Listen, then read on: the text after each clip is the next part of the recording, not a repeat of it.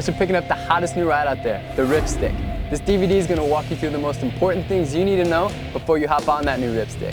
From safety and how to ride to advanced riding techniques. Make sure you watch this DVD all the way through and understand all the warnings, instructions, and safety topics before you go ride.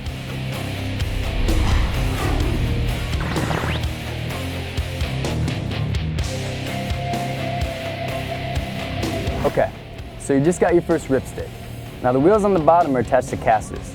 Like all wheeled sports, casterboard riding can be a very dangerous activity, so pay close attention to all warnings and cautions. First off, always wear your safety gear. Knee pads, elbow pads, wrist guards, a helmet. You also want to make sure you're wearing a good pair of sneakers with a rubber sole. Avoid water, speed bumps, sand, and cracks. Basically, like inline skating or skateboarding, you want to ride on a nice smooth surface.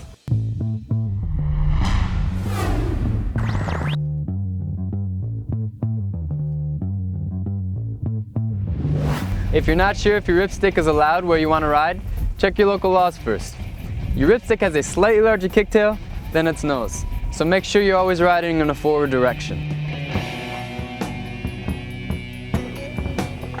Before riding, check all the bolts and hardware to make sure that everything's tight. Your wheels do wear depending on how much riding you do, so keep an eye on them and replace them when they get worn.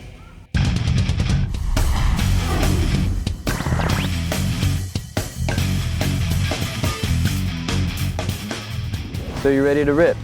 Here's the breakdown. You should decide first if you feel more comfortable with your right foot or left foot in front. Place the Ripstik on the ground facing forward and let it rest on its side so that it's leaning towards you. From a standing position, place your front foot on the front part of the deck right above the front caster wheel. You really want to make sure your foot is centered on the board and not hanging over too far in either direction. With your foot stable on the board, you're going to push off with your back foot just like a skateboard or a scooter and immediately place it directly over the back caster. Getting up to speed, which equals stability. If your foot is not correctly centered, stop, reposition your foot, and start again.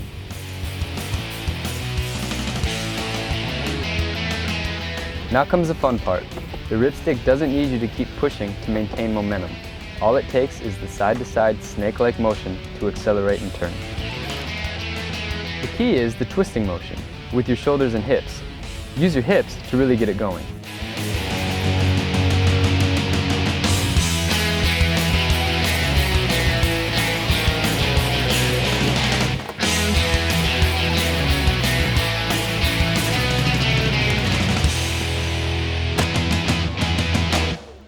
Turning is guided by your front foot, shifting your weight toe side or heel side so you can turn into the direction you want to go.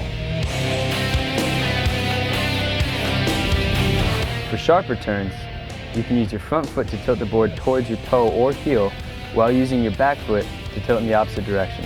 This will allow you to make super tight turns on a dime.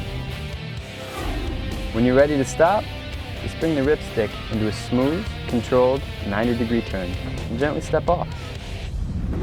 The Ripstik is self-propelled, which means you can cruise up a hill with it or just kick back and carve on a nice downhill ride. And just remember, you don't want to take on any hills until you've mastered control of the Ripstik.